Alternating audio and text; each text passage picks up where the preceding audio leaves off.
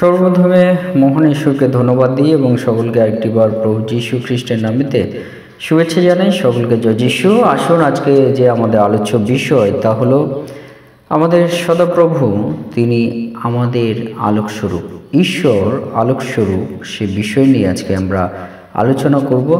তাই যতজন ঈশ্বর সন্তানেরা আপনারা এই মুহূর্তে শ্রবণ করছেন, শুরু থেকে শেষ অবধি ঈশ্বরের বাক্য শোনার জন্য অনুরোধ থাকলো। আসুন আমরা এই সময় ঈশ্বরের বাক্য আমরা শুনি।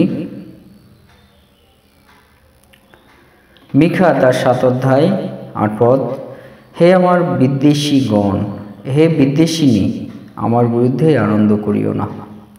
পতিত হইল আমি উঠিব, অন্ধকারে বসিল সদাপ্রভু আমার আলোকস্বরূপ হইবেন।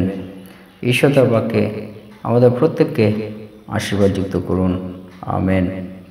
হে আমাদের স্বর্গের পিতা, আমাদের আলোকস্বরূপ ঈশ্বর, তোমার মহানামের ধন্যবাদ, প্রশংসা এবং গৌরব করি।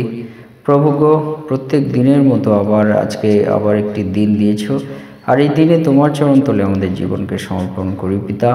প্রভু গো, এই সময় তোমার যে বাক্য শোনার সুযোগ করে দিয়েছ প্রভু গো, যে প্রভু আমাদের যারা শত্রু আছে তারা আনন্দিত না হোক, কারণ পিতা এসে তুমি বলেছ যে তোমরা আবার বসে গেলেও তোমাদেরকে আবার উঠানো হইবে, এবং তোমরা অন্ধকারে থাকলে তোমাদের উপর সে পিতা ঈশ্বরের আলোক নেমে আসবে। হালেলুয়া।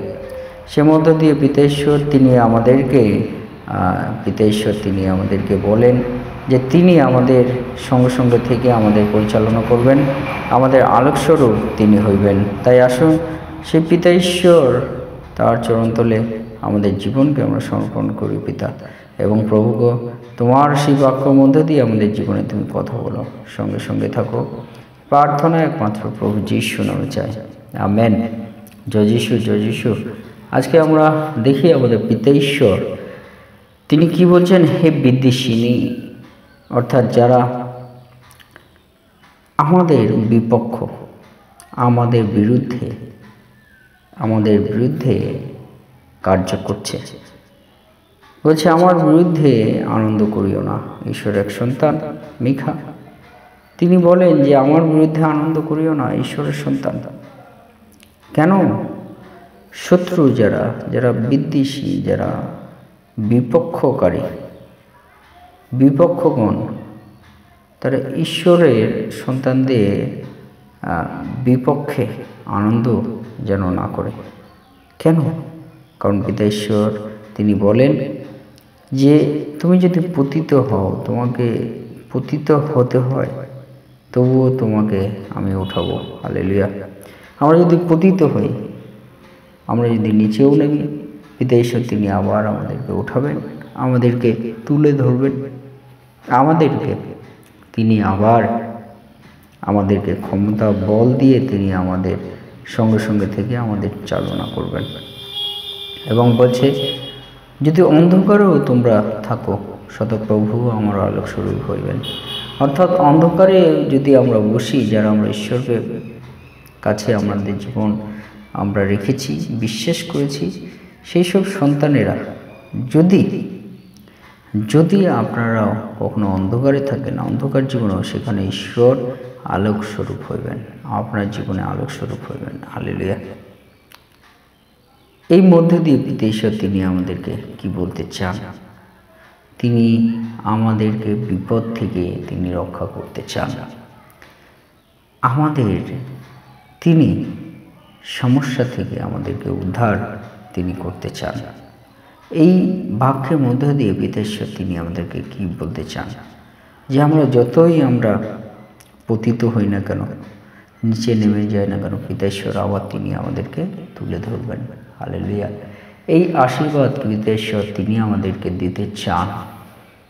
পিতা ঈশ্বর এই অনুগ্রহ তিনি আমাদেরকে দিতে চান, এবং পিতা ঈশ্বর তিনি আমাদের জীবনে আলোক হইবেন। যে আলোক আমাদের জীবনে প্রয়োজন আছে, যে আলো ছাড়া আমরা কোনো কিছু স্বচ্ছভাবে আমরা দেখতে পাই না, যে আলো ছাড়া আমরা চলতে পারি না, সেই আলো আমাদের দরকার আছে। আর সেই আলো স্বরূপ হইবেন সদাপ্রভু আমাদের জীবনে। এটাই একটি আমাদের জীবনে একটা মহান আশীর্বাদ। আমরা এই মুহূর্তে যতজন ঈশ্বর সন্তানেরা এই বাক্য আমরা শুনছি, চয়ন করছি, আমরা দেখছি, এই মুহূর্তে আপনারা মনে রাখবেন যে পিতা ঈশ্বর কিন্তু তিনি আপনাকে উঠাবেন।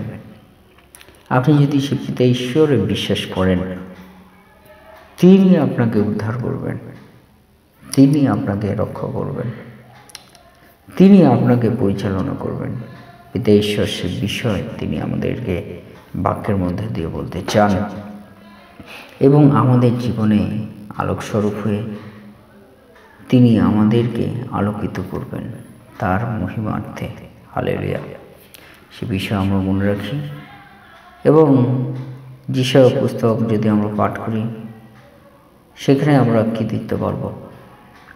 সেখানে লেখা আছে, আমি অন্ধদিগকে তাহাদের অবিদিত পথ দিয়া লইয়া যাইব, যে সকল মার্গ তাহারা জানে না সেই সকল মার্গ দিয়া তাহাদিগকে চালাইব।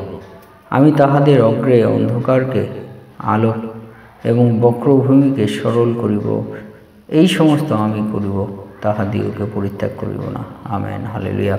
অর্থাৎ পিতা ঈশ্বর আমাদের জীবনে আলোকস্বরূপ হইবেন। কেমনভাবে? তিনি বলছেন অন্ধকারের মধ্যে দিয়ে আমাদেরকে পথ দেখিয়ে তিনি নিয়ে যাবেন এবং যে সকল মার্গ বা রাস্তা আমরা জানি না সেই সকল মার্গ দিয়ে আমাদেরকে চালনা আমাদেরকে করবেন, পরিচালনা আমাদের করবেন। এবং বলছে তাহাদের অগ্রে অন্ধকারকে আলোক, অর্থাৎ অন্ধকার যেখানে থাকুক না কেন আমাদের অগ্রে সেই জায়গাটা আলোক করে দেবেন, আলোকিত করবেন এবং বক্রভূমি উঁচু নিচু যে ভূমি আছে সেটাকে তিনি সরল করে দেবেন। কিন্তু পিতা ঈশ্বর তিনি সেই সঙ্গে সঙ্গে বলছেন আমাদেরকে ত্যাগ করবেন না। এটা একটা বিশাল আশীর্বাদ। পিতা ঈশ্বর আমাদের জীবনে আলোকস্বরূপ হয়ে কত রকমভাবে তিনি আমাদেরকে আশীর্বাদ করতে চান, রক্ষা করতে চান। আমরা কিন্তু এই পিতা ঈশ্বরের বাক্য যদি না শুনতাম আমরা বুঝতে পারতাম না। এটা একটা আমাদের জীবনে কিন্তু আশীর্বাদের বিষয়। আমরা মনে রাখি, যতজন এই মুহূর্তে আমরা শুনছি যে ঈশ্বর কিন্তু আপনার জীবনে একটা মহান আশীর্বাদ, মহৎ আশীর্বাদ হয়ে আছেন। যদি আমরা সে পিতা ঈশ্বরকে আমরা বিশ্বাস করি, তিনি সেই দয়া আমাদেরকে দেবেন। এবং আরেকটি যদি আমরা দেখি, পিতা ঈশ্বর তিনি আমাদেরকে বলেন, যিশায়া 46 অধ্যায় 13 পদ, সেখানে লেখা, আমি নিজ ধর্মশীলতা নিকটস্থ করিলাম, তাহা দূরে থাকিবে না, আর আমার পরিত্রাণের বিলম্ব হইবে না। আমার সভাস্বরূপ ইসরায়েলের জন্য আমি সিয়নে পরিত্রাণ স্থাপন করিব। আমেন। হালেলুয়া। অর্থাৎ পিতা ঈশ্বর তিনি আমাদেরকে কি বলছেন? যে তিনি নিজের ধর্মশীলতা নিকটস্থ তিনি করবেন। অর্থাৎ যারা ধার্মিক, ঈশ্বরে বিশ্বাস করেন, সেই ধার্মিকদের ধর্মশীলতা তিনি তার নিকটবর্তী করবেন, তাহা দূরে থাকবে না। আর বলছে আমার পরিত্রাণের বিলম্ব হবে না। ঈশ্বর যে পরিত্রাণ তিনি করতে চান সেটা বিলম্ব করবেন না, দেরি করবেন না। তিনি আমাদের সেই পরিত্রাণ অবশ্যই তিনি দেবেন। এবং বলছে আমার শোভাস্বরূপ ইসরায়েলের জন্য আমি সিয়নে পরিত্রাণ স্থান করব। আমেন। ইসরায়েলের জন্য, যারা ঈশ্বর বিশ্বাসী তাদের জন্য পিতা ঈশ্বর বলছে সিয়নে পরিত্রাণ তিনি স্থাপন করবেন। যে পরিত্রাণ সকল ঈশ্বর বিশ্বাসীদের প্রয়োজন আছে।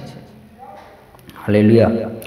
সেই জন্য আসুন, ঈশ্বর কেমনভাবে আমাদের জীবনে আলোকস্বরূপ হচ্ছেন, অনেক মহান, অনেক দয়াময় বিষয় নিয়ে পিতা ঈশ্বর আমাদের জীবনে আলোকস্বরূপ হচ্ছেন। তাই আসুন সে পিতা ঈশ্বরকে আমরা পূর্ণ হৃদয়ে আমরা বিশ্বাস করি, তার দয়া, তার করুণা, তার মহিমা আমাদের জীবনে আমরা গ্রহণ করি। ঈশ্বর বাক্যে আমাদের প্রত্যেকে আশীর্বাদিত করুন। আমেন। জয় যিশু। এই মুহূর্তে আসুন আমরা প্রভুর প্রার্থনা করি। হে আমাদের স্বর্গস্থ পিতা, তোমার নাম পবিত্র বলিয়া মান্য হোক। তোমার রাজ্য আসুক। তোমার ইচ্ছা যেমন স্বর্গে তেমন এই পৃথিবীতেও সিদ্ধ হোক। আজ আমাদের প্রয়োজনীয় খাদ্য অদ্য আজ আমাদেরকে দাও। আর আমাদের অপরাধ সকল ক্ষমা করো, যেমন আমরাও আপন আপন অপরাধীকে ক্ষমা করিয়াছি। আর আমাদের পরীক্ষাতে আনিও না, কিন্তু মন্দ হইতে রক্ষা করো। কারণ রাজ্য, পরাক্রম ও মহিমা যুগে যুগে তোমারই হোক, আমেন। এই মুহূর্তে পিতা ঈশ্বরের প্রেম এবং প্রভু যীশু খ্রিস্টের অনুগ্রহ, শান্তি এবং পবিত্র আত্মার সহভাগিতা যুগ থেকে যুগান্ত পর্যন্ত আপনাদের সকলের সহবর্তী হোক, আমেন। জয় যীশু, জয় যীশু। মহান পিতা ঈশ্বরের ধন্যবাদ হোক, পিতা পরমেশ্বরের কোটি কোটি ধন্যবাদ হোক। জয় যীশু, জয় যীশু।